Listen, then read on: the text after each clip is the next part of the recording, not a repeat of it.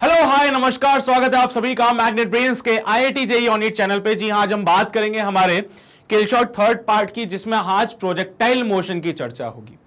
देखो भाई, एक दिन में एक चैप्टर कंप्लीट करने का मैंने वादा किया है। सबसे पहले दिन यूनिट एंड डायमेंशन कंप्लीट किया था, अगले दिन हमने बात की थी मोशन इन वन डायमेंशन की, जिसमें सारे कॉन्सेप्ट मैंने कवर करा दिए थे, मोशन अंडर ग्रेविटी, ग्राफ वगैरह वगैरह सब कुछ। अब अगला केस आता है मोशन इन अ प्लेन, जिसमें हम टू डायमेंशनल मोशन की बात करते हैं। और जब भी बात होती है टू डायमेंशनल मोशन की, तो प्रोजेक्टाइल मोशन अपना सबसे पहले नाम लेके आता है, बोलता है भैया मैं हूं टू डायमेंशनल मोशन। तो आज हम प्रोजेक्टाइल मोशन को पढ़ेंगे बेटा, देखेंगे क्या इक्वेशन होती है प्रोजेक्टाइल मोशन की, और अगर ये टू डायमेंशनल मोशन आ भी गया तो उसको सॉल्व कैसे करते हैं। ठीक है, चलिए भाई शुरू करते हैं। सबसे पहले प्रोजेक्टाइल मोशन, देखो मैं डेफिनेशन पे नहीं जाऊंगा क्योंकि कोई तुमसे डेफिनेशन नहीं पूछेगा प्रोजेक्टाइल मोशन की। मैं सिर्फ फंडा सिखाऊंगा कि अगर किसी पार्टिकल को आपने कुछ स्पीड दी सच दैट कि वो हॉरिजॉन्टल के साथ कुछ एंगल बना ले, अगर आपने किसी पार्टिकल को ऐसे फेंका सच दैट कि वो हॉरिजॉन्टल से कुछ एंगल पे फेंका गया, तो बेटा वो एक पाथ फॉलो करता है। This is the parabolic path जिसको वो फॉलो करता है। ठीक है, और इस मोशन को हम कहते हैं बेटा प्रोजेक्टाइल मोशन। पैराबोलिक पाथ है बेटा, पहली बात तो ये पैराबोलिक पाथ, और ये जो मोशन ये फॉलो कर रहा है it is known as the projectile motion. ठीक है, चलिए भाई बहुत बढ़िया। कैसे हुआ यहां पे आप देख सकते हो टू डायमेंशनल मोशन कैसे हो रही है। तो आप देख सकते हो बेटा एक्स में भी चेंज हो रहा है क्योंकि पार्टिकल आगे भी जा रहा है, साथ ही साथ ऊपर भी जा रहा है। तो इसका एक्स कोऑर्डिनेट और वाई कोऑर्डिनेट दोनों समय के साथ चेंज हो रहे हैं। It is called two dimensional motion, है ना, इसलिए हम इसको टू डायमेंशनल मोशन कहते हैं बेटा। तो इसका एक्स और वाई कोऑर्डिनेट दोनों ही क्या हो रहे हैं, समय के साथ चेंज हो रहे हैं, इसीलिए हमने इसको नाम दिया है टू डायमेंशनल मोशन। ठीक है भाई, कैसे सॉल्व करना है टू डायमेंशनल मोशन को, तो बड़ा सिंपल सा फंडा है। 2D मोशन को सॉल्व करना चाहते हो तो आप इसको ब्रेक कर लो। एक मोशन होगा अलोंग एक्स एक्सिस, एक मोशन हो जाएगा along y axis. Along the x axis आपके पास 1D मोशन आएगा, अलोंग द वाई एक्सिस आपके पास 1D मोशन आएगा। ठीक है, तो आपने क्या किया, टू डायमेंशन मोशन था तो एक्स एक्सिस वाले को अलग से सॉल्व करेंगे तो ये 1D मोशन की तरह बिहेव करेगा।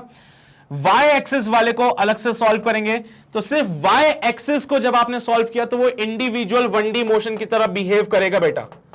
ये इंडिविजुअल 1D मोशन की तरह बिहेव करेगा, इंडिविजुअल 1D मोशन की तरह बिहेव करेंगे अब ये दोनों। तो ये हमारे काम को आसान कर रहा है बेसिकली। ठीक है, ये क्या कर रहा है, इंडिविजुअल 1D मोशन की तरह काम कर रहा है और ये हमारे काम को आसान कर रहा है। सो 2D मोशन सॉल्व करना मेरे लिए थोड़ा सा कॉम्प्लिकेटेड था। मैंने बोला काम आसान करेंगे तो एक एक्स एक्सिस के लिए सॉल्व करेंगे, एक वाई एक्सिस के लिए सॉल्व करेंगे। एक्स एक्सिस में जो भी बातें होंगी 1D मोशन इंडिविजुअल लगा देना, वाई एक्सिस में इंडिविजुअल 1D मोशन होगा। 1D मोशन में सारी बातें आपको पता है, इक्वेशन ऑफ मोशन क्या होती है वो भी पता है आपको, तो वही सारी इक्वेशन ऑफ मोशन यहां पे एक्स एक्सिस के लिए लगाओगे, वही सारी equation of motion y axis के लिए भी लगाओगे। ठीक है, यहां पे वाई एक्सिस लिखना। चलिए भी, तो यहां पे शुरू करते हैं। सबसे पहले क्या चीजें हमारे पास आएगी वो सब मैं यहां पे क्लियर कर देता हूं बच्चे। अगर मैं सिर्फ एक्स एक्सिस की बात बोलूं तो ये इनिशियल वेलोसिटी है हमारे पास। इस इनिशियल वेलोसिटी के आप देख सकते हो दो कंपोनेंट बनेंगे। ये इनिशियल वेलोसिटी u है, इस इनिशियल वेलोसिटी के दो कंपोनेंट हमारे पास बनने वाले हैं। एक कंपोनेंट जो कि एक्स एक्सिस की तरफ जाता है जिसका नाम हमने लिखा ux, जो कि बराबर होगा u cos थीटा के। बेटा u का कंपोनेंट इधर cos वाला है, u cos थीटा, इसका नाम रखा ux मतलब initial velocity along the x axis. ux क्या है, initial velocity along the x axis. वैसे ही हम इधर भी एक कंपोनेंट बनाएंगे जिसका नाम रखेंगे uy क्या है, component initial velocity along the y axis. It is given by nothing but u sin theta. क्या बनेगा ये, u sin थीटा। पार्टिकल देख रहे हो आप लोग हवा में होगा, पार्टिकल हवा में होगा, पार्टिकल हवा में होगा। बेटा जब जब पार्टिकल हवा में होता है तो under the effect of gravity वो मोशन करता है, और जब भी कोई particle under the effect of gravity motion करता है उसके ऊपर एक एक्सेलरेशन आता है जो कि होता है g के बराबर। एक्सेलरेशन जो कि होता है g के बराबर, एक्सेलरेशन जो कि होता है g के बराबर। देखो भाई ऐसे तो प्रोजेक्टाइल के लिए कुछ कंडीशंस है बट वो कंडीशंस अभी मैं फोकस नहीं करवा रहा हूं, या बता दूं कंडीशन सिंपल सी होती है कि ये जो थीटा है बेटा, ये जो थीटा है वेलोसिटी और एक्सेलरेशन के बीच का एंगल, क्या बोलते हैं बेटा, वेलोसिटी और एक्सेलरेशन के बीच का जो एंगल है यहां पे ये वाला alpha, this alpha should not be equal to 0 degree, should not be equal to 180 degree, then only it is a projectile motion, then only it is projectile motion. Condition लिख लेना, ये वाली प्रोजेक्टाइल मोशन की condition होती है, ठीक है। अगर यहां पे इनिशियल वेलोसिटी और एक्सेलरेशन के बीच का एंगल या तो 0 डिग्री हो गया या 180 डिग्री होगा तो वो 1D मोशन हो जाता है, फिर वो प्रोजेक्टाइल मोशन नहीं कहलाएगा, यानी कि 2D मोशन नहीं कहलाता है। चलिए भाई, बहुत बढ़िया। आप देख रहे हो जी का जो डायरेक्शन है बेटा वो y के अलोंग है, जी जो है हमारा एक्सेलरेशन जो है वो y की तरफ आ रहा है, तो यहां पे y की तरफ एक्सेलरेशन होगा ay which is equals to minus का g, क्योंकि एक्सेलरेशन ड्यू टू ग्रेविटी नीचे की तरफ है, साइन कन्वेंशन फॉलो करते हुए चलेंगे आप लोग। ऊपर की तरफ जो डायरेक्शन होती है मैं उसको पॉजिटिव लेता हूं, नीचे वाली डायरेक्शन को मैं नेगेटिव लेता हूं। तुम्हें अगर अच्छा लगे तो नीचे वाली डायरेक्शन को आप लोग पॉजिटिव ले सकते हैं, ऊपर वाले को नेगेटिव ले सकते हैं। तो acceleration along the y will be minus का g, acceleration along y will be minus का g, acceleration along the x, sir x की तरफ तो कोई फोर्स ही नहीं लग रहा है, हाय हाय हाय, x की तरफ अगर कोई फोर्स नहीं है तो x की तरफ कोई एक्सेलरेशन भी नहीं होगा। तो सर ये बॉडी मोशन कर रही है, अरे बेटा आपने एक बार बॉडी को फेंक दिया, अब अगर हॉरिजॉन्टल डायरेक्शन में कोई फोर्स नहीं है तो बॉडी तो हॉरिजॉन्टल में चलती रहेगी। हाँ, वर्टिकल डायरेक्शन में ग्रेविटी वाला फोर्स था जिसकी वजह से पार्टिकल ऊपर जाते जाते फिर वो नीचे आ गया, देखा। वर्टिकल डायरेक्शन में फोर्स लग रहा था जिसकी वजह से पार्टिकल ऊपर जाते जाते बाद में वो नीचे आने लग गया। हॉरिजॉन्टल डायरेक्शन में कोई फोर्स नहीं है, पार्टिकल आगे जाता है और जैसे ही वो नीचे आएगा वो फिर यहां पे आके गिर जाएगा, ठीक है। तो क्या बोले, हॉरिजॉन्टल डायरेक्शन में कोई फोर्स नहीं है बेटा, कोई कॉन्टिन्यूअस फोर्स नहीं लग रहा है हॉरिजॉन्टल फोर्स में। क्या तुम ऐसे बॉल को पकड़ के चल रहे हो क्या? नहीं सर, हमने बॉल फेंक दी, काम खत्म। कॉन्टिन्यूअस फोर्स नहीं है हॉरिजॉन्टल डायरेक्शन में, इसलिए हॉरिजॉन्टल डायरेक्शन में एक्सेलरेशन 0 है। वर्टिकल डायरेक्शन में हर जगह एक कॉन्टिन्यूअस फोर्स लग रहा था जिसको कहते हैं ग्रेविटी, उस फोर्स की वजह से एक एक्सेलरेशन आता है जिसको कहते हैं एक्सेलरेशन ड्यू टू ग्रेविटी। ये वर्टिकल डायरेक्शन y की तरफ है, इसलिए y में एक्सेलरेशन आएगा माइनस का g, हॉरिजॉन्टल में एक्सेलरेशन आएगा 0। अब ये सारी बातें आपको पता है तो इससे आप आगे की पिक्चर को सॉल्व कर सकते हैं। पहले इतनी सी बातें नोट करना चाहते हो तो कर लो, फिर मैं आपको इसके इक्वेशंस भी बता देता हूं कैसे सॉल्व करना है इसको। कर लिया नोट सभी ने? आगे आओ जरा, यहां पे देखिए बेटा, मैंने क्या बोला था, जो आपका प्रोजेक्टाइल मोशन है जो कि 2D मोशन है उसको सॉल्व करना है तो 2 पार्ट्स में सॉल्व करेंगे। तो ये जो प्रोजेक्टाइल मोशन हमारे पास है जिसको कि हमने 2D मोशन कहा, इसको हम लोग सॉल्व करते हैं इन 2 पार्ट्स। एक होता है हॉरिजॉन्टल मोशन में, एक होता है वर्टिकल मोशन में। हॉरिजॉन्टल वाला x एक्सिस की तरफ होगा, वर्टिकल वाला y एक्सिस की तरफ होगा। बेटा इनिशियल वेलोसिटी हमने जैसा कि कहा u cos थीटा होता है, जिस तरफ थीटा एंगल बनेगा वहां का कंपोनेंट cos थीटा, दूसरी तरफ का कंपोनेंट sin थीटा होता है। Acceleration along the x axis 0 है क्योंकि कोई कॉन्टिन्यूअस फोर्स नहीं लग रहा था हॉरिजॉन्टल डायरेक्शन में, लेकिन वर्टिकल डायरेक्शन में ग्रेविटी लग रही थी, इसलिए यहां पे माइनस का g आ गया। किसी समय पे, किसी टाइम पे अगर मैं आपसे वेलोसिटी मांगू तो क्या आप मुझे वेलोसिटी बता पाएंगे किसी टाइम पे? सर ये क्या u cos थीटा कैसे आ रही है वो? आओ जरा बताता हूं।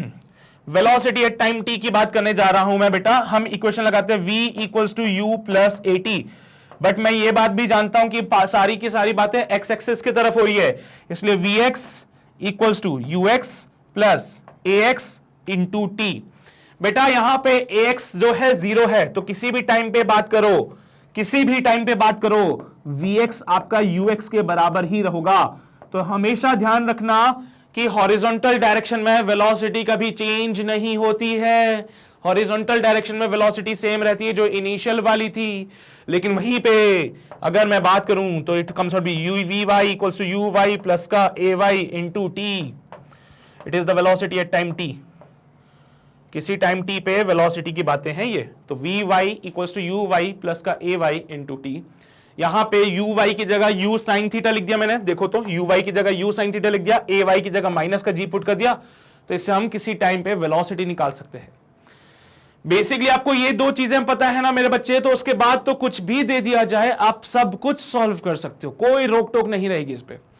आप चाहो तो x के अलोंग वेलोसिटी निकालो, y के अलोंग वेलोसिटी निकालो, x की तरफ डिस्प्लेसमेंट तक निकाल सकते हो आप लोग, y के अलोंग डिस्प्लेसमेंट निकाल सकते हो by using the equation s equals to ut plus half at square plus half at square. x में डिस्प्लेसमेंट निकालना है तो x equals to uxt plus का half ax t square. Sir ax वाला part 0 हो जाता है तो x equals to uxt, u cos theta into t, किसी टाइम t पे x में जो डिस्प्लेसमेंट हुआ है ये रहा फॉर्मूला उसका। लेकिन वहीं पे y की बात करें तो y is equals to u y t plus का half a y t square. भाई साहब y equals to u sine theta into t minus का हाफ जी टी स्क्वायर। ये क्या है? Displacement in y at any time t। किसी time t पे y में जो डिस्प्लेसमेंट होगा वो इससे देंगे, किसी टाइम t पे x में जो डिस्प्लेसमेंट होगा वो हम इससे देंगे। तो देखा मैंने क्या कहा था आपसे, आपको जो चाहिए वो मिलेगा अगर आपको दो चीजें पता है, इनिशियल वेलोसिटी और एक्सेलरेशन। सारे काम हो गए देखो उससे। इसको नोट कर लीजिए, इसको नोट कर लीजिए, ठीक है। देखा 2D मोशन को हमने कितना इजीली सॉल्व कर लिया। अच्छा सर मुझे अगर वेलोसिटी बतानी हो फाइनल वाली तो कैसे लिखेंगे? जैसे मान लो यहां मुझे डिस्प्लेसमेंट लिखना है, तो डिस्प्लेसमेंट को लिखने का बड़ा सिंपल सा तरीका है बेटा, एक्स आई कैप प्लस का वाई जे कैप। डिस्प्लेसमेंट लिखना था ना आपको, सर मुझे तो डिस्प्लेसमेंट बताना था। लीजिए बेटा ऐसे बता दीजिए, एक्स का वैल्यू उठा के यहां से पुट कर देना, वाई का वैल्यू उठा के यहां से पुट कर देना, तो ये डिस्प्लेसमेंट हो गया। वैसे ही अगर मुझे यहां वेलोसिटी बतानी हो तो क्या करेंगे बेटा? सर ये तो एक्स में वेलोसिटी है, ये वाई में वेलोसिटी है, मुझे जनरल वेलोसिटी बताइए। तो वेलोसिटी को लिखने का तरीका बड़ा सिंपल है, it is your v x i cap plus v y j cap. बस इतना सा काम करना है, आपको वेलोसिटी भी मिल जाएगी। तो आप एक्स के लिए सॉल्व कीजिए, आप वाई के लिए सॉल्व कीजिए, और ऐसा करने से आपको दोनों जनरल जो 2 डायमेंशनल मोशन में वेलोसिटी थी वो मिल जाएगी। आपने इंडिविजुअली 1 डायमेंशन में सॉल्व किया, साथ में लिखा तो 2 डायमेंशन में मिल जाएगी सारी बातें, ठीक है। चलो भाई, वैसे ही एक्सेलरेशन के लिए भी आप करना चाहते हो, ए x i cap plus A Y j cap कर लेना भाई। वैसे ही इनिशियल वेलोसिटी में करना चाहते हो, u x i cap plus u y j cap लिख लेना भाई साहब। ये सारी बातें वेक्टर फॉर्मेट में हो गया, मैग्नीट्यूड निकालना तो आता ही है तुम लोगों को, ठीक है। लिख लो इसको भी, नोट कर लो भाई, ये भी हो गया। बढ़े आगे। इसके बाद बेटा कुछ चीजें हमें फाइंड करनी होती है, जैसे कि equation of trajectory. Equation of trajectory कहां से आता है? ये वाली इक्वेशन आपने देखी अभी, यू वाई टी प्लस का half a y t square, और एक इक्वेशन बैठी थी x equals to u x t. बेटा यहां से t का वैल्यू निकालेंगे x अपॉन यू एक्स, ये t का वैल्यू उठा देना, यहां पे पुट कर देना, तो आपको जो है इक्वेशन ऑफ ट्रेजेक्ट्री मिल जाएगी। ट्रेजेक्ट्री मतलब पाथ। x का, ये देखो t का value x upon u x है, उठा के यहां t में पुट कर दीजिएगा, आपको ये वाली इक्वेशन मिलेगी बेटा। This is the equation of trajectory, that means this is the equation of trajectory मतलब पाथ। जो पार्टिकल पाथ फॉलो कर रहा है, जो प्रोजेक्टाइल पाथ फॉलो कर रहा है, ये रहा वो पाथ जो प्रोजेक्टाइल फॉलो कर रहा है। तो सर इस पाथ की इक्वेशन, इस रास्ते की जो इक्वेशन है वो ये बनती है। इस इक्वेशन को देख के हमें पैराबोला की फीलिंग आ रही है क्या? ये देखो y का पावर 1 x का पावर 2, क्या ये y equals to x square वाली इक्वेशन बन रही है? क्या ये y proportional to x square वाली इक्वेशन बनती है? ये तो पैराबोला की होती थी, तो देखो ना पैराबोला बनता है यहां पे। सो this is the parabolic path बेटा, है ना। उसके अलावा बेटा टाइम ऑफ फ्लाइट होता है। टाइम ऑफ फ्लाइट मतलब वो समय जिसमें पार्टिकल हवा में था, कितनी देर के लिए पार्टिकल हवा में रहेगा? बड़ा सिंपल सा फंडा है, यहां से चलना शुरू करा, यहां पे आके गिर गया। सर इन दो पॉइंट्स के बीच में पार्टिकल हवा में था, ए और बी के बीच में पार्टिकल हवा में था। ए पे डिस्प्लेसमेंट था 0 y का, बी पे y का डिस्प्लेसमेंट 0 था। तो y का डिस्प्लेसमेंट ये रहा बेटा, इसको 0 करिए तो आपको वो टाइम मिल जाएगा जहां पे जितनी देर के लिए वो पार्टिकल हवा में था। यानी कि ए से लेके बी तक जाने में कितना टाइम लगा, वही टाइम होगा जितनी देर के लिए पार्टिकल हवा में था। क्या मतलब सर? अरे भाई साहब, जब पार्टिकल ए से बी गया तो वो हवा में था ना पूरा टाइम।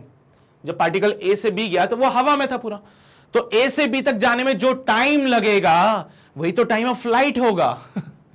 सो बी पॉइंट पे y डिस्प्लेसमेंट 0 है बेटा, y को फिर से आप 0 पुट कर दीजिए, तो यहां से u बाई टी और माइनस का हाफ जी टी स्क्वायर हो जाता है।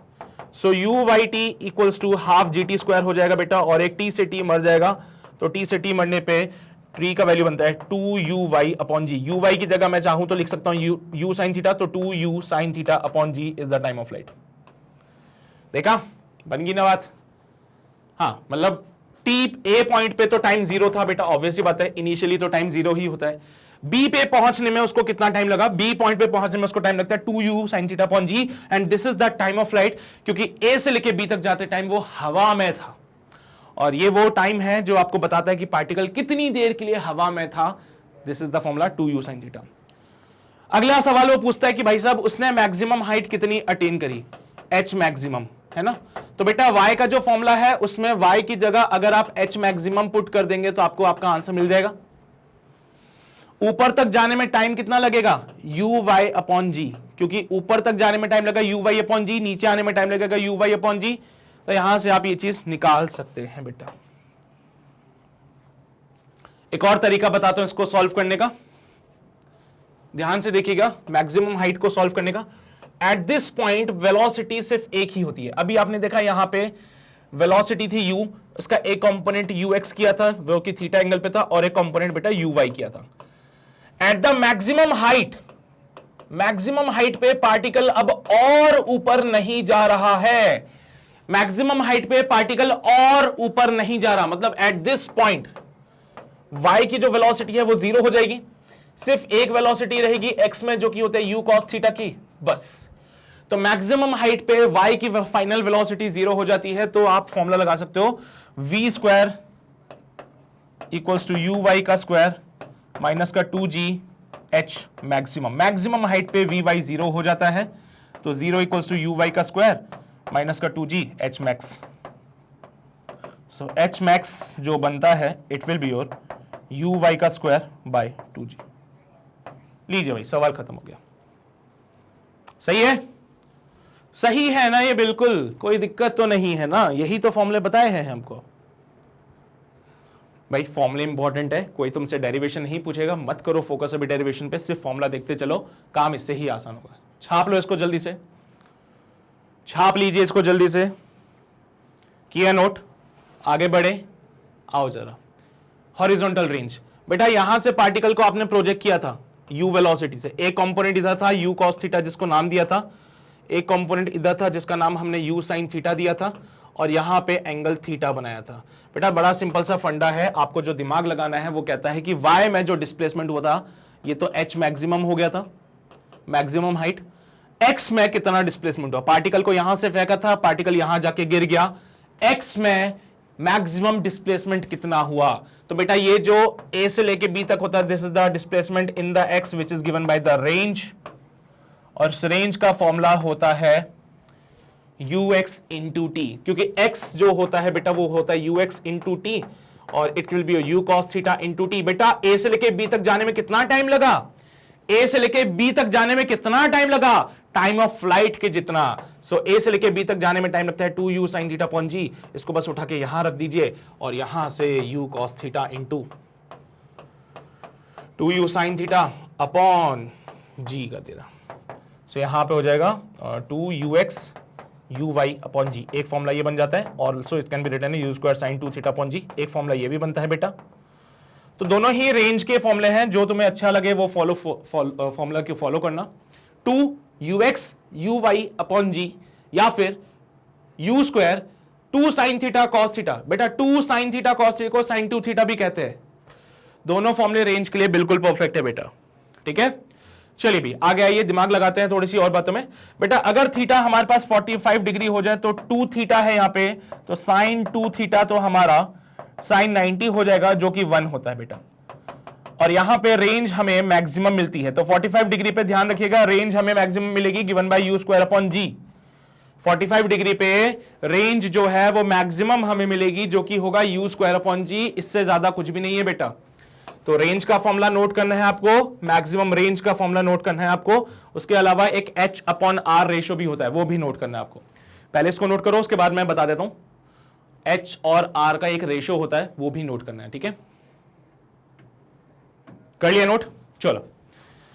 क्वेश्चन को आसान करने के लिए वो रेशो मांगते हैं, r एंड h का रेशो। क्वेश्चन को आसान करने के लिए वो आपसे r और h का रेशो मांगते हैं बेटा। पहली बात तो h का फॉर्मूला हमने जानते हैं, इट्स uy का स्क्वायर अपॉन 2g। r का फॉर्मूला हम लोग जानते हैं 2uy ux अपॉन g। चलिए भाई, तो h अपॉन r कर लेते हैं। So it is given by uy का square upon 2g into 2uy ux upon g। भाई देखो, एक uy से uy मर जाएगा, g से g मर जाएगा, u y upon u x, तो u y upon 4 times of u x, so h by r equals to u y कितना हो जाएगा बेटा, u sine theta upon 4 u cos theta, u से यू मर जाएगा, sine theta upon cos theta, tan theta होता है मेरे बच्चे। तो एच बाय आर पढ़ लो, आर बाय एच पढ़ लो, कोई दिक्कत वाली बात नहीं है, कोई मना नहीं करेगा इसको। सो रेशो कभी कभार काम आ जाता है क्वेश्चन को आसान करने के लिए, तो इस रेशो को थोड़ा सा ध्यान रखिएगा, ठीक है। एच और आर का रेशो कभी कभार क्वेश्चन आसान करने के लिए ये काम आ जाता है हमारे पास।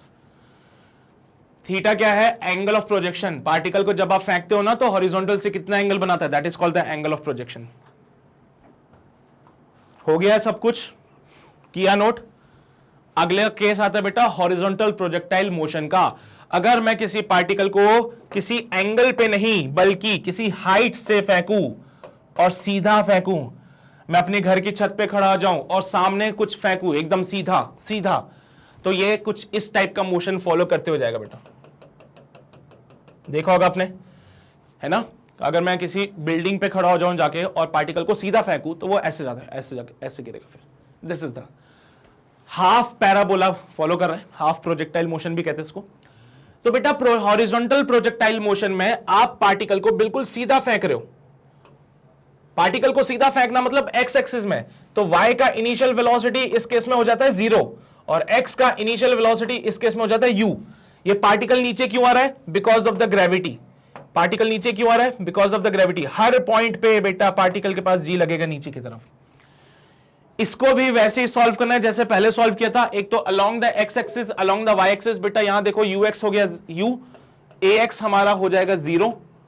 फिर आप x में डिस्प्लेसमेंट निकाल सकते हो। y का डिस्प्लेसमेंट निकालने की जरूरत नहीं है क्योंकि y में जो डिस्प्लेसमेंट हो रहा है इस बार वो है h, वो भी नीचे की तरफ हो रहा है, इसलिए इसको आप लिखोगे y इक्वल्स टू माइनस का h। डिस्प्लेसमेंट क्योंकि बेटा नीचे की तरफ हो रहा है इसलिए y equals to minus h। y में जो एक्सेलरेशन होगा बेटा इट विल बी माइनस का g। इनिशियल वेलोसिटी y में जो थी वो 0 थी, इनिशियल वेलोसिटी x में जो है वो u है, एक्सेलरेशन x में जो है बेटा वो u 0 है, और x में फिर डिस्प्लेसमेंट आप निकालोगे तो x equals to ux into t से निकाल लेना फिर, ठीक है। ux इंटू टी से निकाल लेना। यहां पे भी टाइम ऑफ फ्लाइट होता है, यहां पे भी रेंज का फॉर्मूला लगता है, वो सब क्या है आओ जरा दिखाता हूं। इसमें कोई समस्या तो नहीं है। हाँ, यहां कोई एंगल ऑफ प्रोजेक्शन नहीं है बेटा, यहां पे कोई भी एंगल ऑफ प्रोजेक्शन नहीं है, no angle of projection. Angle of projection, कोई एंगल ऑफ प्रोजेक्शन की बातें यहां नहीं करेगा, ठीक है। चलिए भाई बहुत बढ़िया, सारी बातें वही हो गई है। यू वाई हो गया, ए वाई हो गया, यू एक्स हो गया, ए एक्स हो गया। उसके बाद एक्स में डिस्प्लेसमेंट, वाई में डिस्प्लेसमेंट देखो माइनस का एच है क्योंकि डिस्प्लेसमेंट नीचे हो रहा है पार्टिकल का, ठीक है।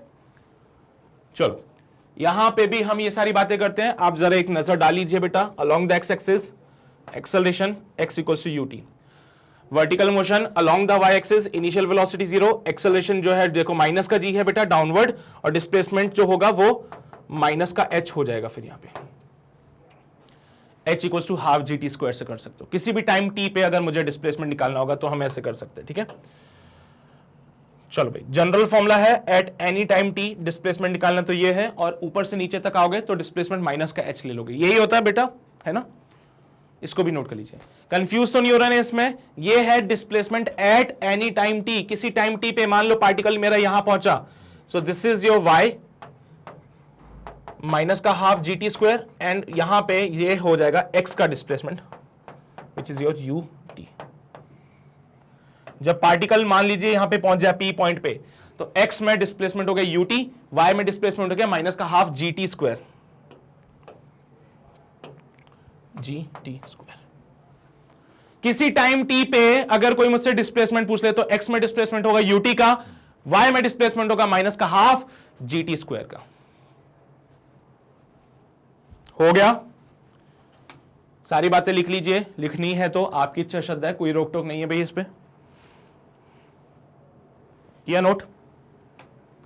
अब आओ प्रोजेक्टाइल ऑन इंक्लाइंड प्लेन। यार इसके टाइम ऑफ फ्लाइट वगैरह निकालना सिखाऊं क्या तुम लोगों को मैं? इसका टाइम ऑफ फ्लाइट वगैरह निकालना तो आ जाएगा ना तुम लोगों को। टाइम ऑफ फ्लाइट कैसे निकलोगे सर? y की जगह अगर माइनस का h करेंगे तो टाइम बराबर हो जाएगा टाइम ऑफ फ्लाइट के। कैसे भाई? ऊपर से पार्टिकल नीचे पहुंच जाए, तब तक वो पार्टिकल हवा में था, ऊपर से नीचे आते टाइम पार्टिकल हवा में था, तो भाई जब तक पार्टिकल हवा में होता है तो वो टाइम कहलाता है टाइम ऑफ फ्लाइट। जब तक पार्टिकल हवा में था वो टाइम कहलाता है टाइम ऑफ फ्लाइट। तो ऊपर से नीचे आने में पार्टिकल कितना डिस्प्लेसमेंट कवर करता है, एच वाला। तो लो भाई यहां पे टाइम ऑफ फ्लाइट भी दिखा देता हूं तुम लोगों को। पार्टिकल था, फेंका, ए पॉइंट से प्रोजेक्ट किया, बी पॉइंट पे गिर गया, ए से लेके बी तक हवा में था पार्टिकल, टाइम बराबर टाइम ऑफ फ्लाइट। इस केस में डिस्प्लेसमेंट कितना हो जाएगा, माइनस का एच माइनस का half g t square, minus से माइनस मर जाएगा, 2h upon g equals to t square. तो यहां से टी होगा under root of 2h upon g. बेटा ये है टाइम ऑफ फ्लाइट का फॉर्मूला।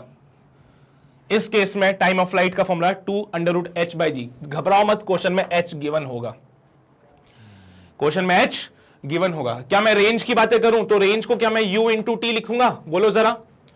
सर जितने टाइम में पार्टिकल ऊपर से नीचे आया उतने टाइम में पार्टिकल यहां से यहां भी जाएगा।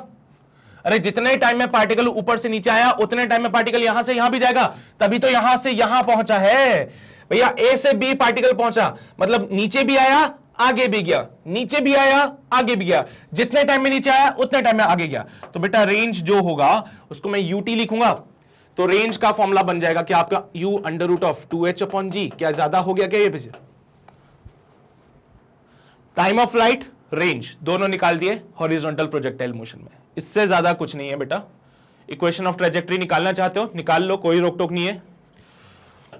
x equals to u t, y equals to half g t square. जरा t की जगह पे आप x अपॉन यू पुट कर देना, तो यहां पे y equals to half g x square by u square दे दिए भाई। This is the equation of trajectory, this is your equation of trajectory. ये इक्वेशन ऑफ ट्रेजेक्टरी हो जाता है बच्चा। समझ आ रहा है? दिमाग के ऊपर से तो नहीं जा रही ना बातें, समझते हो ना सब कुछ, पढ़ा हुआ है तुमने यार ये सारी बातें। ऐसे ऐसे मत देखो कि पहली बार देख रहे हो, पढ़ी हुई है सारी बातें तुमने। अगला केस आता है बेटा जो कि होता है projectile on an incline plane. अभी तक जो भी बातें हो रही थी, हॉरिजॉन्टल सरफेस पे पार्टिकल को फेंका, हाइट पे से हमने पार्टिकल को फेंका, ऐसे केसेस थे, है ना। किसी हॉरिजॉन्टल सरफेस पे थीटा एंगल पे फेंका या फिर किसी हाइट से हमने पार्टिकल को फेंका, ऐसे सवालों पे हम लोग अभी तक चर्चाएं कर रहे थे। कहानी में ट्विस्ट आया, बोला कि भाई साहब ये सब चीजें छोड़ो, ये जो आपका हॉरिजॉन्टल सरफेस था ना इसको इंक्लाइन कर दिया मैंने। जो आपका हॉरिजॉन्टल सरफेस था उसको मैंने कर दिया इंक्लाइन। अब यहां पे एंगल ऑफ इंक्लिनेशन हो जाएगा लेट्स से हमारा अल्फा, और ये पार्टिकल को आपने इंक्लाइन प्लेन पे फेंका एट एन एंगल थीटा। चलिए भाई इस केस में आपको सारी चर्चाएं करनी है। ये बिल्कुल वैसा केस है। तो ऐसे तुमने क्या किया, तुम्हारा दोस्त वो स्लाइड वाला झूला देखा है तुमने, बचपन में छोटे थे पार्क में जाते थे, है ना। तो यहाँ पे स्टेप्स लगी होती थी, उन स्टेप्स पे आप चढ़ते थे और यहां से फिसल के आते थे। तो भाई तुम्हारा दोस्त खड़ा हो गया यहाँ पे, तुम खड़े हो गए यहाँ पे, और अब तुम पार्टिकल को फेंक रहे हो ऊपर। तो ऐसा वाला केस है बेटा, ये ऐसा वाला केस है ना। तुम नीचे से खड़े होकर पार्टिकल को फेंकोगे तो वो इंक्लाइन प्लेन पे जाएगा। तो ऐसे केसेस को कैसे सॉल्व किया जाता है, बड़ा सिंपल सा फंडा है। आपके जो पहले कार्टेशियन कोऑर्डिनेट सिस्टम ऐसे लेते थे बेटा, एक्स वाई के फॉर्मेट में, जो कार्टेशियन कोऑर्डिनेट सिस्टम आप एक्स और वाई ऐसे लेते थे, इस बार एक्स एक्सिस को बेटा अलोंग द इंक्लाइन ले लेना, तो वाई एक्सिस आपका ये वाला हो जाएगा उस केस में। फिर इस बार आप क्या करेंगे, एक्स एक्सिस को अलोंग द इंक्लाइन ले लेना, तो ये आपका वाई एक्सिस हो जाएगा। इंक्लाइन प्लेन पे आप भी जानते हो मैं भी जानता हूं, जो जी होता है वो कैसे लगता है बेटा, this will be your g sine theta and this will be your g cos theta. तो एक्स एक्सिस में जो एक्सेलरेशन है बेटा वो होता है g sine theta, y axis में जो एक्सेलरेशन होता है बेटा वो होता है जी कॉस थीटा। यहां पे वाई एक्सिस में देखो एक्सेलरेशन क्या है, वाई एक्सिस पे एक्सेलरेशन है जी कॉस थीटा, तो ये एक्सेलरेशन अलोंग द वाई हो गया। एक्स एक्सिस में एक्सेलरेशन क्या है जी साइन थीटा, तो ये acceleration along the x axis हो गया। तो देखो बेटा इनिशियल वेलोसिटी फिर से वही यू कॉस थीटा वाली, ये यू, ये वेलोसिटी इधर यू कॉस थीटा, एक वेलोसिटी इधर यू साइन थीटा। ठीक है, तो एक वेलोसिटी तो यू कॉस थीटा हो गया, एक वेलोसिटी यू साइन थीटा हो गया। इसमें कोई चेंज नहीं था, चेंज आया एक्सेलरेशन में। हमने एक्स एक्सिस को इस बार अलोंग द इंक्लाइन ले लिया, तो एक्स में एक्सेलरेशन देखो माइनस का जी साइन अल्फा आ रहा है।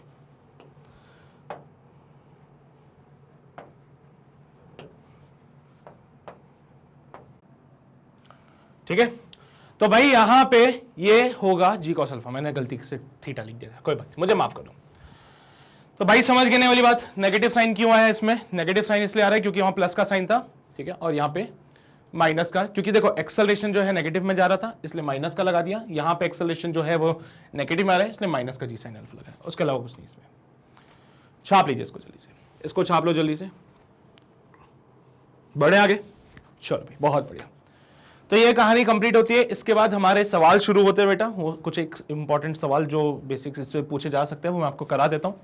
थॉट क्लियर हो जाएगा किस प्रकार के सवाल आपके पूछे जाते हैं प्रोजेक्टाइल में, और प्रीवियस से सवाल भी करा दूंगा जिससे ये भी क्लियर हो जाएगा कि पहले कैसे सवाल पूछे गए थे।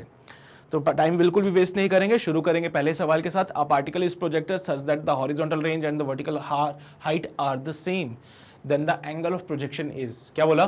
पार्टिकल को हमने ऐसे प्रोजेक्ट किया कि जो रेंज है वो हाइट के बराबर है। तो बताइए भाई क्या एंगल ऑफ प्रोजेक्शन होगा? अभी मैंने आपको बताया, याद है आपको? अभी मैंने आपको यहाँ पे एक रिलेशन बताया था, कहाँ गया वो रिलेशन? ये रहा, देखो मैंने बोला था ना कभी कभार ये रिलेशन डायरेक्टली काम आ जाते। तो h/r equals to tan theta by 4 लिख दो यहाँ पे जाके। तो h/r equals to tan theta by 4, उन्होंने बोला है h और r सेम है तो यहाँ पे 1 हो जाएगा equals to tan theta by 4। ये r क्यों लिख दिया मैंने वहां पे? 4 आएगा ना। So tan theta equals to 4 और theta equals to tan inverse 4। लीजिए भाई साहब, तो एंगल ऑफ प्रोजेक्शन कितना आ रहा है हमारे पास? एंगल ऑफ प्रोजेक्शन आ रहा है tan inverse 4। Angle of projection कितना है? tan inverse 4। किया नोट सभी ने? अगले सवाल पे बढ़ते हैं। A body is projected at an angle theta with the horizontal, another body is projected with the same velocity at an angle theta with the vertical, the ratio of time of light. भाई एक body को तो project किया तो उसमें theta horizontal से था और दूसरी बॉडी को जो प्रोजेक्ट किया उसमें एंगल जो था वो वर्टिकल से था। तो इनके टाइम ऑफ फ्लाइट का रेशियो बताइए क्या होगा? सो भाई एक बॉडी को तो मैंने बनाया जिसमें प्रोजेक्शन दिया है ऐसे यहां से, ठीक है, तो ये पहले वाली बॉडी फर्स्ट के लिए। एक बॉडी का प्रोजेक्शन हमने जो दिया उसमें जो थीटा था वो वर्टिकल से लिया, ये बॉडी 2 हो जाएगी। क्या सेम स्पीड से? हाँ सर सेम स्पीड से, ठीक है। इसमें टाइम ऑफ फ्लाइट मान लीजिए t1 है, इसमें टाइम ऑफ फ्लाइट मान लीजिए t2 है। इसमें टाइम ऑफ फ्लाइट का फॉर्मूला जो बनेगा 2u/g u sin theta upon g बनेगा ना। इसमें जो टाइम ऑफ फ्लाइट का फॉर्मूला बनेगा, क्योंकि हम जो फॉर्मूले डिफाइन कर रहे थे वो हॉरिजॉन्टल से कर रहे थे बेटा, और यहां पे ये जो एंगल बनेगा वो 90 माइनस का थीटा होगा। सो 2u साइन ऑफ 90 माइनस का थीटा अपॉन जी। सर ये क्या बात हुई, आप थीटा ये क्यों नहीं ले रहे? जो फॉर्मूले हम डिफाइन कर रहे थे वो हॉरिजॉन्टल से एंगल कंसीडर करके किया था, तो इस बार भी हम हॉरिजॉन्टल से एंगल को कंसीडर कर रहे हैं। बेटा sine 90 minus theta cos theta होगा, आप सीधा 2u कॉस थीटा लिखेंगे। सो पहला time of flight 2u sin theta upon g, दूसरा time of flight 2u cos theta upon g. The ratio will be t1/t2। देखो भाई 2u/g से 2u/g मर जाएगा, यहाँ पे sin थीटा है और अपॉन में cos थीटा है। I think ratio tan theta बन रहा होगा, समझ रहे हो? देखो 2u/g 2u/g दोनों मर गए, उधर sin थीटा इधर cos थीटा, तो sin theta upon cos theta tan theta होता है। सो आई थिंक रेशियो जो है वो tan थीटा इज टू 1 बन रहा है, नहीं?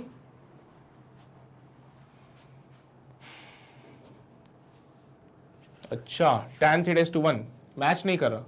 1:tan थीटा वाला देखो बेटा, t1/t2। बेटा tan थीटा को 1 cot थीटा लिख दूं मैं, चल जाएगा? तो रेशियो 1:cot थीटा हो सकता है, सोच के देखो। अरे पहले मुझे लगा tan थीटा वाला मैच करेगा, लेकिन tan थीटा वाला मैच ही नहीं कर रहा था। ये tan square theta 1:tan square theta ये सब मैच नहीं कर रहे थे। सो tan थीटा इज टू 1 या फिर 1:cot थीटा, एक ही बात है, चल जाएगा। तो 1:cot थीटा इसका आंसर आ जाएगा बेटा। फिर 1:cot theta is the answer बेटा। देखो tan theta upon 1, tan theta को लिखते हैं 1/cot थीटा, तो यहां से आंसर मैच कर जाएगा आपका। ये छाप लीजिए इसको जल्दी से, कर लिया नोट सभी ने? आगे बढ़े अगले सवाल पे। Question number 3, an airplane is flying at a height of 1960 metre in horizontal direction with a velocity of 360 km per hour. When it is vertically above the point A on the ground, it drops a bomb. The bomb strikes a point B on the ground. Then the time taken by the bomb to reach the ground. भाई साहब बड़ा प्यारा सा सवाल, simple सा सवाल। Aeroplane उड़ रहा है कितनी हाइट पे है, 1960 की हाइट पे, 1960 की हाइट पे एरोप्लेन उड़ रहा था in the horizontal with the velocity of 360 kilometre per hour.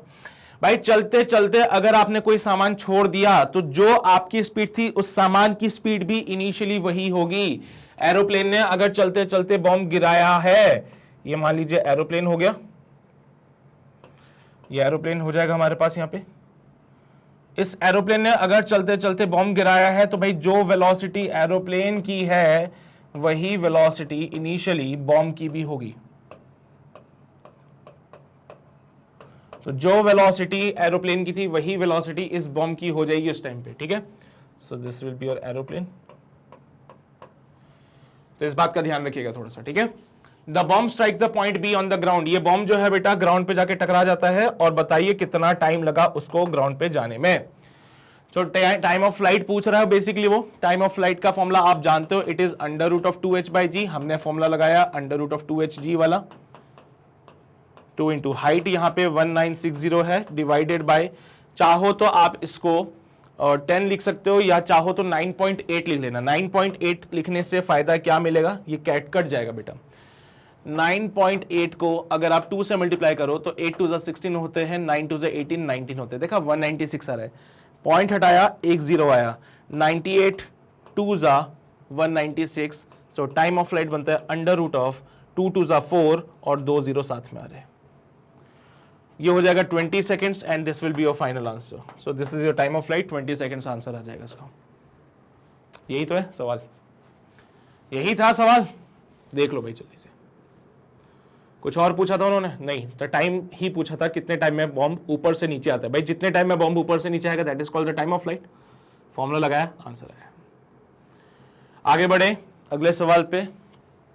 A bomb is fired from a cannon with a velocity of 1000 meter per second, making an angle of 30 degree with the horizontal. What is the time taken by the bomb to reach the highest point? Highest point तक पहुंचने में कितना time लगेगा ये बताना है आपको। Sir अगर मैं बॉम्ब को फायर करता हूं फ्रॉम अ कैनन, है ना, तो यहां से ये ऐसे जाएगा और यहां पे this is the path and like this. A point से बी पॉइंट तक पहुंचने में जो टाइम होता है that is called the time of flight, और ये टाइम ऑफ फ्लाइट होता है 2u sin थीटा अपॉन जी। तो ए से लेके बी तक पहुंचने में जो टाइम लगा है that is the time of flight 2u sin theta by g. लेकिन वो बीच में पूछ रहा है बेटा, ये बिल्कुल हाफ है, तो ए से लेके ये पॉइंट सी मान लीजिए, ए से लेके सी तक पहुंचने में जो टाइम लगेगा that is the half of the time of flight. A से बी तक टाइम लग रहा है टी, टाइम ऑफ फ्लाइट की जितना, तो ए से सी तक लगेगा टाइम ऑफ फ्लाइट का आधा, सी से बी तक लगेगा टाइम ऑफ फ्लाइट का आधा, क्योंकि ये बिल्कुल बीच का पार्ट है बेटा। तो जब वो पार्टिकल हमारा मैक्सिमम हाइट पे होगा, जब वो पार्टिकल मैक्सिमम हाइट पे होगा तो ए से लेके सी तक जाने में जो टाइम लगेगा it will be half of the time of flight. तो मैंने सबसे पहले टाइम ऑफ फ्लाइट निकाल लिया, it will be your 2u sin theta upon ji.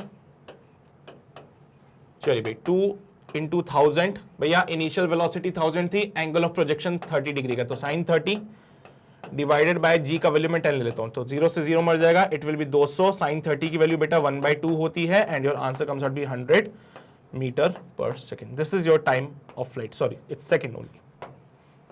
So time of flight हो जाएगा 100 second. So time of flight कितना हो जाएगा, 100 सेकेंड हो जाएगा।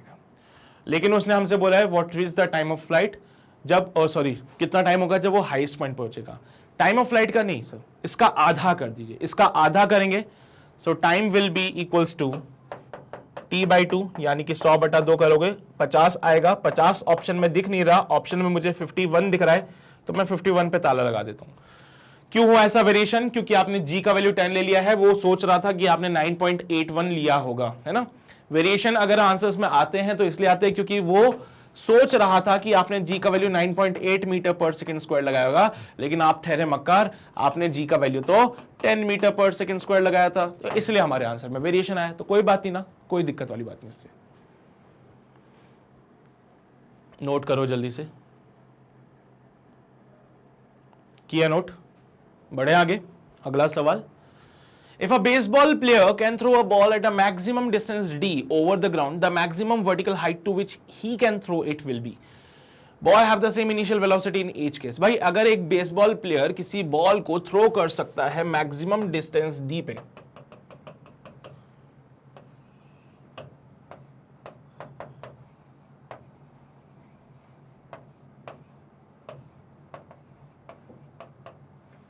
क्वेश्चन में क्या बोला है कि एक baseball player can throw a ball at a maximum distance d over the ground.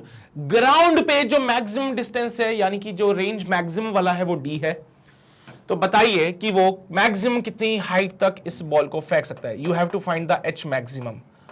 बेटा पहली बात, इसकी इनिशियल स्पीड यू है, उसने बोला है दोनों केसेस में आप इनिशियल वेलोसिटी सेम रखिएगा। यार मुझे क्या लग रहा है कि अगर मैक्सिमम रेंज हमारी डी के बराबर है तो डी हमारा यू स्क्वायर बाई जी के बराबर नहीं हो जाएगा क्या, बोलो? और ये तभी होता है जब थीटा 45 डिग्री होगा, यानी कि रेंज मैक्सिमम करना है तो 45 डिग्री पे इसको फेंकना ही पड़ेगा। बिल्कुल सही बात है। एच मैक्सिमम का फॉर्मूला आपने क्या पढ़ा था? एच मैक्सिमम का फॉर्मूला हमने पढ़ा था, it is u square sine square theta upon g, 2g है ना। थीटा कितना होना चाहिए? 45, क्योंकि मैक्सिमम रेंज के लिए थीटा 45 होता है, तो H maximum will be u square sine square 45 degree divided by 2g। भाई साइन स्क्वायर 45 1/2 होता है, तो it will B u square by 4g। Sine square 45 1/2 होता है। यू स्क्वायर बाय जी जो है बेटा आप देख सकते हो डी के बराबर है, तो it comes out be u square by 4g। U square upon g d के बराबर है, तो ये हो जाएगा d by 4। So it will be your h max, it's d by 4। ये क्या हो जाएगा? d बाय 4 हो जाएगा। तो कितने मैक्सिमम हाइट तक इसको फेंक सकते हैं? d बाय 4 तक। कंप्लीटेड। समझ रहे हो? पहले उसने मैक्सिमम हॉरिजॉन्टल डिस्प्लेसमेंट की बात करी जो कि मैक्सिमम रेंज है, जो कि d था। मैक्सिमम रेंज कब होता है? जब 45 डिग्री होता है, उस केस में फॉर्मूला बनता है u square by g. So d हमारा यू स्क्वायर अपॉन जी के बराबर होगा। फिर हमने एच मैक्सिमम का फॉर्मूला लगाया, उसमें यू स्क्वायर बाई जी की जगह डी पुट किया, थीटा की जगह 45 पुट किया, आंसर आ गया। समझ रहे हो ना बात को? सिंपल है बहुत ज्यादा।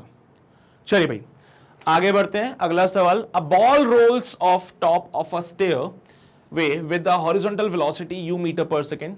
If the steps are h metre high and b metre wide, the ball will just hit the edge of the nth step if n equals to. बड़ा प्यारा सा सवाल।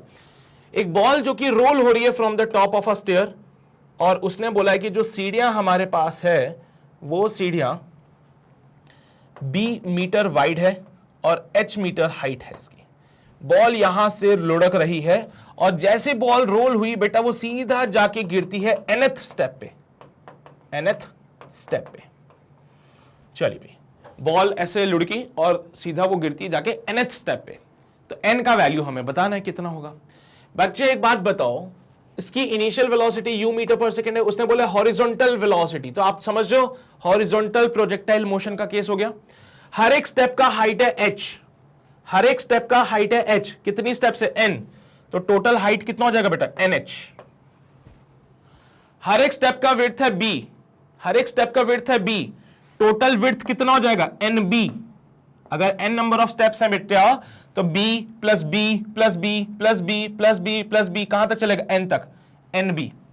हाइट की बात करें h plus h plus h plus h plus h plus h कितना होगा? nh। Total height पता है, रेंज पता है। हॉरिजॉन्टल प्रोजेक्टाइल मोशन का केस है। हॉरिजॉन्टल प्रोजेक्टाइल मोशन में रेंज पता है, हाइट पता है, क्या आप नहीं फाइंड कर सकते n का वैल्यू?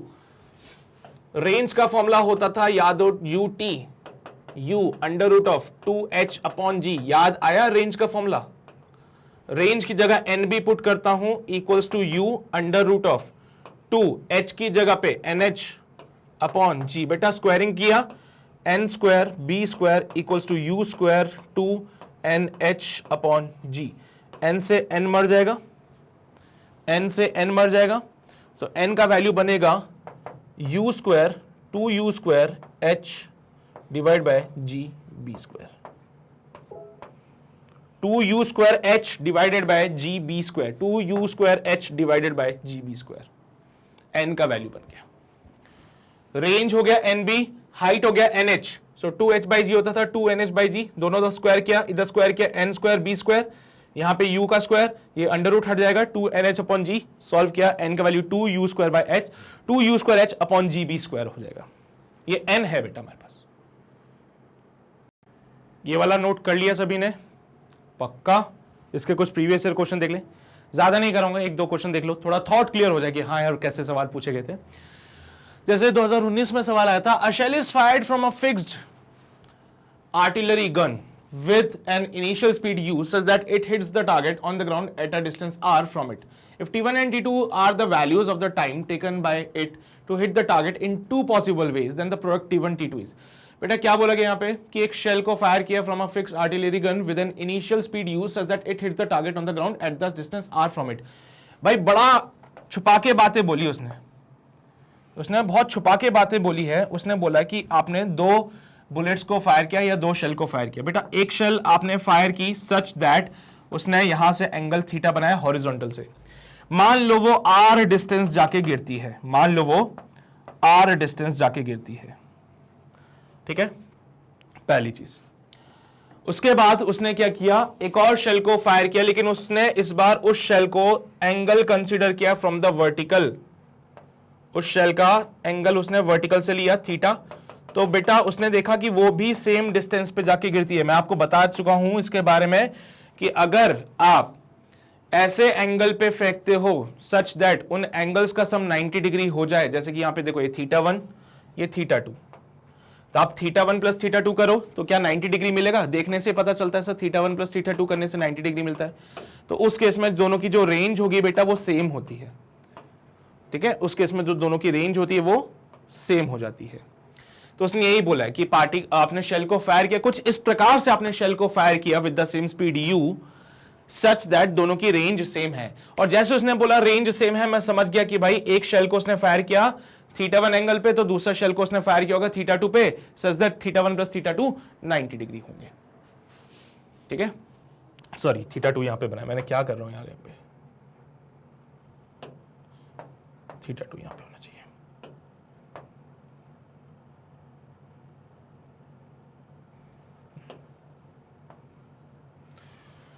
तो θ1 प्लस θ2 90 डिग्री होने चाहिए बेटा, ठीक है सर, समझ गए वाली बात को। इस केस में बेटा अगर θ1 प्लस θ2 करके 90 डिग्री आता तो रेंज सेम है। इसने हमसे क्या बोला कि रेंज सेम है, distance r such that it hits the target on the ground at a distance r from it.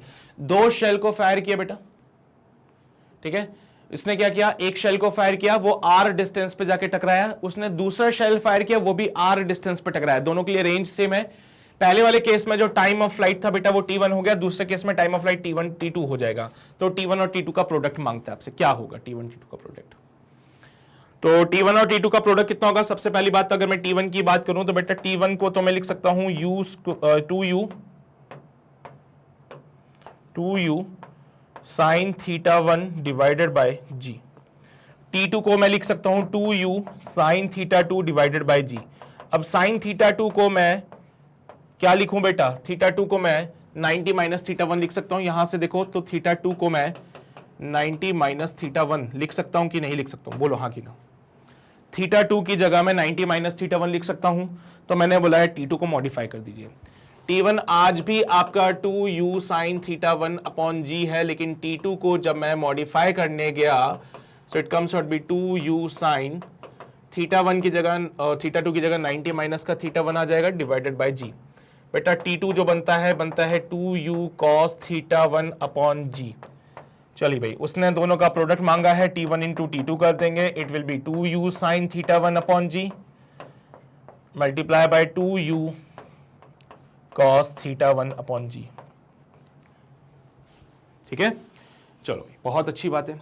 यहां से 2 बाई जी को बाहर निकाल लीजिए, बाकी सारी चीजें तो आपको देखी देखी से लग रही होगी। तो दोनों का प्रोडक्ट किया बेटा 2u बाय 2u बाय जी को कॉमन निकाल लिया, यहां से 2u बाय जी निकाल दिया, रह गया साइन θ1, यहां पे 2u cos θ। अरे प्लस में नहीं है, मल्टीप्लाई में 2u बाय जी दो बार आ रहा था, एक को मैंने अलग से लिख दिया, अब दूसरा लिखेंगे 2u बाय जी साइन θ1 cos θ1। है फॉर्मूला देखा देखा सा लग रहा है ये तो, क्या ये रेंज का फॉर्मूला तो नहीं है कहीं? क्या ये रेंज का फॉर्मूला तो नहीं है कहीं? पहले वाले केस में जो रेंज आ रही थी R1 which is given by 2u/g sin θ1 cos θ1, बेटा क्वेश्चन के हिसाब से R1 और R2 सेम है जो कि R के बराबर हो सकते हैं। सो दोनों टाइम का जो प्रोडक्ट होता है बेटा वो प्रोपोर्शनल है R के। किस पे डिपेंड करेगा? वो R पे डिपेंड, यानी कि रेंज पे डिपेंड करेगा। सो T1 T2 का जो प्रोडक्ट होगा बेटा वो कितना हो जाएगा? 2R/g। U भी आ रहा है क्या साथ में? गलती कर दी, U को बाहर निकाल के है ना। U थोड़ी आएगा सब बाहर, U स्क्वायर होता था तो इसको तो U को अंदर ही रखना पड़ेगा। 2/g कॉमन आएगा तो यहाँ पे U स्क्वायर कर देना। अब सही बना फॉर्मूला, अब सही बना formula. 2u square sin θ1 cos θ। हाँ ठीक है ना, समझ गया मैं। तो पूरा फॉर्मूला ही वो मांग रहा था, तो 2/g R1 हो जाएगा बस। Since R1 equals to R2 equals to R, so T1 into T2 equals to 2R/g। छाप ना चाहते हो छाप लो, यहां से छाप लीजिए इसको, जल्दी से नोट कर लीजिए, फिर आगे बढ़ते हम लोग। बढ़े आगे। ओके, फिर से उसी पैटर्न पे एक और सवाल आया। Two particles are projected from the same point with the same speed u such that they have the same range. But इस बार उन्होंने हाइट को अलग अलग किया है, तो बताइए इनमें से कौन सा रिलेशन वैलिड रहेगा? बेटा फिर से वही बात होगी कि दो पार्टिकल को प्रोजेक्ट किया सेम स्पीड से सच that they have the same range. तो पहले पार्टिकल को मैं प्रोजेक्ट कर रहा हूं, यहां से आप देख सकते हैं θ1 एंगल पे, तो उसकी जो रेंज थी वो R1 आ रही है। दूसरे पार्टिकल को भी मैं प्रोजेक्ट कर रहा हूं, यहां पे आप देख सकते हैं θ2 एंगल पे, और उसकी रेंज भी बेटा वही आ रही है जो पहले वाले की थी। तो दोनों की रेंज अगर सेम होती है तो फंडा हमसे क्या कहता है कि θ1 प्लस θ2 कितने होने चाहिए? 90 डिग्री होने चाहिए, तभी दोनों की रेंज सेम हो सकती है बेटा। फंडा यही है बेटा कि दोनों का जो एंगल ऑफ प्रोजेक्शन है उनका सम 90 होना चाहिए, तो जाके रेंज बराबर हो सकती है। पहले वाले केस में हाइट h1 आएगा बेटा, h1 को लिखेंगे u square sine square θ1 divide by 2g। बेटा h2 को लिखेंगे u square sine square θ2 divided by 2g। अब मैंने बोला θ2 को 90 माइनस θ1 लिख लो, तो θ2 को मैंने यहां से लिखा 90 माइनस का θ1, और जब θ2 को 90 माइनस θ1 वहां पे रखेंगे तो h2 क्या बनेगा? u square sine square 90 minus का θ1 डिवाइड बाय 2g। h2 बनेगा u square cos square θ1 by 2g। h1 आ गया, हाँ sir, u square sine square θ1 divide by 2g। h2 आ गया, जी sir, u square cos square θ1 divide by 2g। अब हम h1 इंटू h2 करते हैं। वहां से देखो h1 इंटू h2 की पिक्चर है दिख रही है, तो मैंने किया h1 इंटू h2 कर लीजिए भाई साहब। u square sine square θ1 into u square sine square θ2 divided by 2g divided by 2g। एक काम करें, u स्क्वायर बाय 2g, यार मजा नहीं आया, कुछ 2 ऊपर होना चाहिए था ना। तो एक पूरी इक्वेशन को मैं काम करता हूं, ये सर देखो ऐसा बन रहा है u का power 4 sine square theta cos square theta by 4 तो ठीक है, इंटू जी स्क्वायर आ रहा है। अच्छा, हाँ सर, अगर मैं इस पूरी इक्वेशन को 4 से मल्टीप्लाई करूं, 4 से डिवाइड करूं, तो ये बन जाएगा 4u square sine theta cos theta by g का होल स्क्वायर। क्या ये ऐसा कुछ बन सकता है क्या? बोलो। ये हो जाएगा 4u का power 4 sine square theta cos square theta upon g square, तो इसको 2u square sine theta cos theta by g का होल स्क्वायर कर दूं, और अपॉन में 16 चल ही रहा था। Is this your h1 into h2? सोच के देखो, 4u का power 4 sine square theta cos square theta upon g square, इसको मैंने लिखा 2u square sine theta cos theta by g का whole square. h1 h2 equals to, बेटा ये रेंज का स्क्वायर हो गया डिवाइड बाय 16, तो रेंज का जो स्क्वायर हो, भले r1 का स्क्वायर हो बेटा या फिर वो चाहे r2 का स्क्वायर हो, वो 16 h1 h2 के बराबर होगा। देखो रेंज सेम थी तो r1 लिखो या r2 लिखो, वो आपकी इच्छा श्रद्धा है, लेकिन 16 h1 h2 वाला आंसर आएगा। 16 h1 h2 वाला आंसर हमारा सही है। क्लियर रहेगी बातें? ऐसे सवाल आएंगे तो सॉल्व कर लोगे। 2020 में आई थिंक मुझे कोई सवाल दिखा नहीं था, वैसे तो मैं अगर कोई मिल जाए तो देख लेना, ठीक है। और ये सारी चीजें आप प्रैक्टिस करते रहो यार खुद से, कुछ क्वेश्चंस और मिलेंगे आपको, और क्वेश्चंस की प्रैक्टिस करो, थोड़े बहुत मैंने करा दिए, थोड़े बहुत आप करो, ताकि कॉन्सेप्ट और ज्यादा क्लियर हो। क्योंकि देखो लास्ट मोमेंट रिवीजन ऐसी ही होती है, थोड़ा सा स्पीड मेंटेन करनी पड़ती है, फास्ट क्वेश्चंस को सॉल्व करना पड़ता है। ऐसा नहीं होगा कि प्यार प्यार से सारी चीजें चले, उसमें बहुत टाइम लग जाएगा। प्रोजेक्टाइल जैसे जो चैप्टर्स होते हैं इतने कोई खास इंपॉर्टेंट भी नहीं है हमारे लिए। हाँ, एक दो क्वेश्चन कभी गलती से आ जाए तो अलग बात है, तो जो इंपॉर्टेंट होगा उस पर अच्छा प्रॉपर टाइम दिया जाएगा डेफिनेटली, ठीक है। एंड जो इतनी ज़्यादा इंपॉर्टेंट नहीं है उन पे इतना ज़्यादा फोकस नहीं करेंगे हम लोग। चीज़ें कंप्लीट करनी है ना, कोर्स कंप्लीट करना है। चलो कोई बात नहीं। सो यहाँ पे हमारे सवाल कंप्लीट होते हैं। ये सारी बातें आपने नोट कर ली होगी, उम्मीद करता हूँ। देख लो एक बार जल्दी से, किया नोट? बहुत बढ़िया। तो यहाँ पे हमारा जो मोशन इन अ प्लेन का पहला जो प्रोजेक्टाइल मोशन, देखो मोशन इन अ प्लेन में आगे सर्कुलर मोशन भी पढ़ेंगे हम लोग, लेकिन उसको अलग से पढ़ते फिर, है ना, बाद में पढ़ेंगे उसको। प्रोजेक्टाइल मोशन में इससे ज्यादा चीजें नहीं है, वो एंगल ऑन इंक्लाइन प्लेन वाले क्वेश्चंस आएंगे, वो आप सॉल्व कर लेंगे। उसका कॉन्सेप्ट मैंने आपको बता दिया कि किसी भी इंक्लाइन प्लेन पे अगर आपको पार्टिकल को प्रोजेक्ट करना है तो कैसे सारी चीजें सॉल्व करनी है।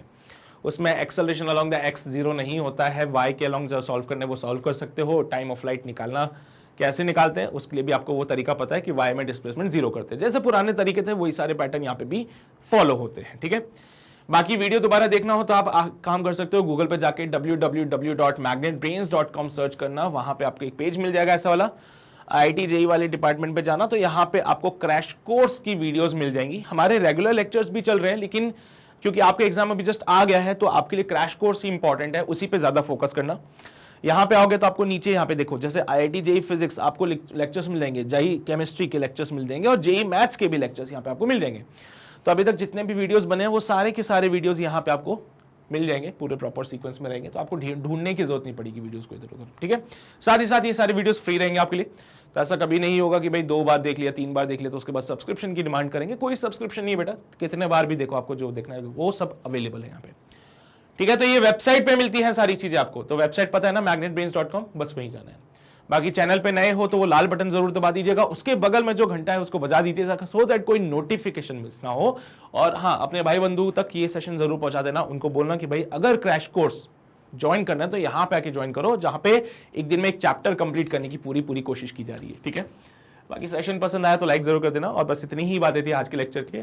आगे अब रिलेटिव मोशन पढ़ना है अपने को, ठीक है। तो 1 डायमेंशन और 2 डायमेंशन का एक कंबाइन में रिलेटिव मोशन का एक लेक्चर में बना लूंगा, जिसमें आपको रिलेटिव मोशन में कैसे सवाल आते हैं वो भी बता दूंगा, और प्रीवियस ईयर में कैसे सवाल पूछे गए थे वो भी बता दूंगा, ठीक है।